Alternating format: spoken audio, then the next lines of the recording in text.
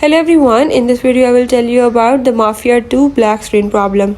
So if you are facing the black screen problem on your Windows 10 and 11 PC on Mafia 2, I will show you how to fix it. I will tell you every step in this video, you have to follow them, and if you are new here then don't forget to subscribe this channel. Hope by then you will be able to fix this issue.